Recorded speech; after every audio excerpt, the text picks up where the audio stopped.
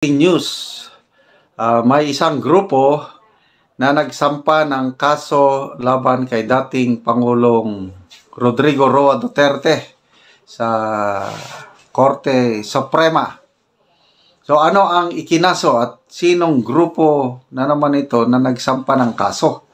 Kay pakinggan natin itong balita ng Teleradyo Serbisyo. Bigyan po natin ang balita.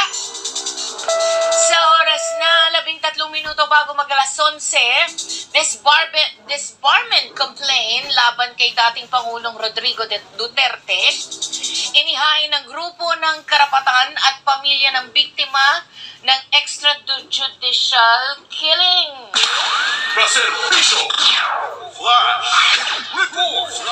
Ang flash report mula kay Steve Raz. Itawili mismong pamilya ng mga biktima ng extrajudicial killings at human rights group o human rights advocates ang tumulong dito sa Supreme Court ngayong umaga para ipadispar o tangkalan ng lisensya bilang abogado si dating Pangulong Rodrigo Duterte.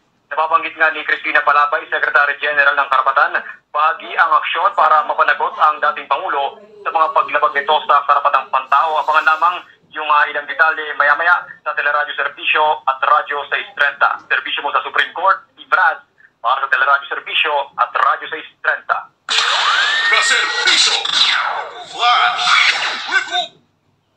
Okay, so disbarment case. Hindi na sila nakontento. Una, si BP Sara, disbarment case. Ang isinampa sa kanya, si Mr. Larry Gadon, ang nagsampa ng kaso. Ang abogado na na-disbar. Okay? Bago lang na nawalan ng lisensya bilang abogado si Mr. Larry Gadon. Gusto rin niya kung anong nangyari sa kanya, ganon din ang gawin nyo kay BP Sara.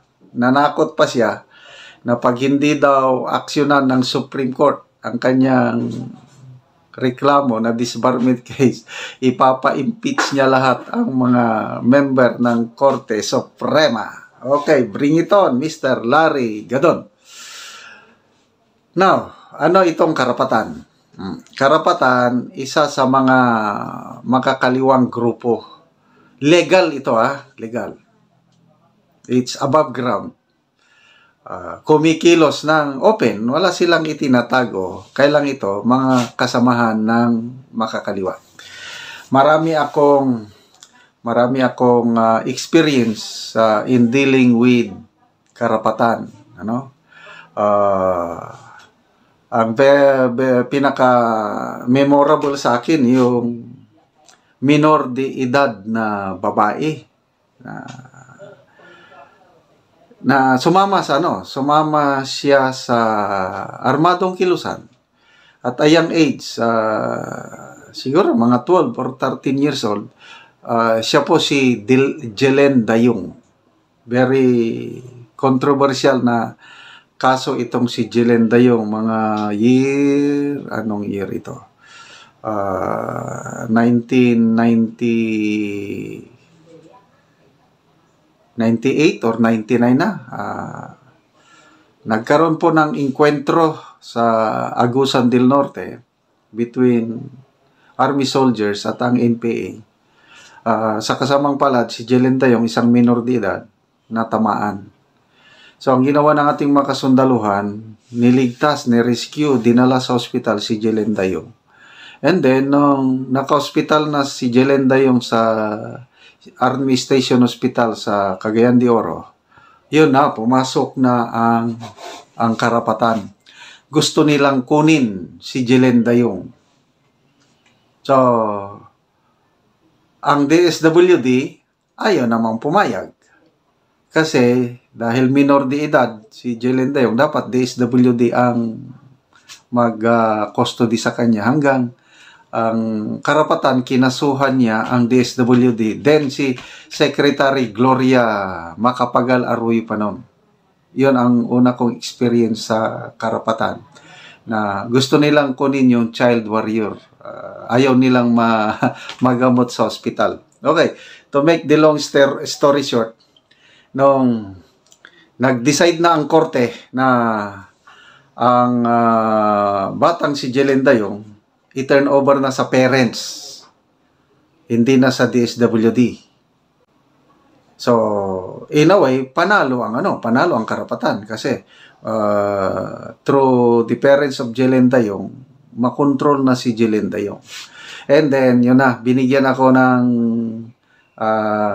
trabaho ng aking commanding general noon. I was then a lieutenant colonel na dapat at all cost makuha namin ang simpatya ni Jelen Dayong. So to make the long story short, na-convince namin si Jelen Dayong na huwag pumunta sa kanyang mga parents kasi pag nandun siya, babalik na naman siya sa kilusan dahil nandiyan ang karapatan eh. So, bigla nag-decide si Jelen Dayong na magpasakop sa military, sa army sa amin. So, inadapt namin si Jelen Dayong. Ngayon, isa na siyang sundalo. Army, I think Master Sergeant na si Jelen Dayong. Si Jelen Dayong isang success story ng mga child warriors na nasugatan, pinabayaan ng makakaliwa, gusto pang kunin ng karapatan, mabuti na lang at tama yung desisyon ni Jelen Dayong na magpasakop sa amin, sa army. Ngayon, sundalo na siya. Master Sergeant, malapit na rin siyang mag-retire. Ganyan po ang karapatan. Legal front ng makakaliwa. Lang ito, gusto nilang kasuhan kinasuhan na nga. Kinasuhan na si Pangulong Rodrigo Roa Duterte. Disbarment. Bakit daw? Dahil daw sa nangyari sa alleged extrajudicial killing. So, bring it on. Ano ba? Sa tingin nyo, takot ba si Pangulong Rodrigo Roa Duterte? Bago lang ang dinismiss with finality, yung mga kasong isinampa, makakaliwang grupo din, sinampan nila ng kaso. Si Pangulong Duterte nakaabot sa Supreme Court. Ganon din. Related pa rin sa, dahil pala talo na sila sa kaso.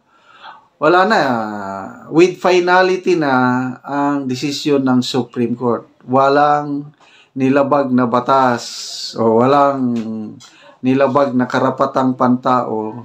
Walang pananagutan si Pangulong Duterte sa tinatawag nila na alleged extrajudicial killings. Final and executory. Dahil natalo pala sila sa korte, sa Supreme Court,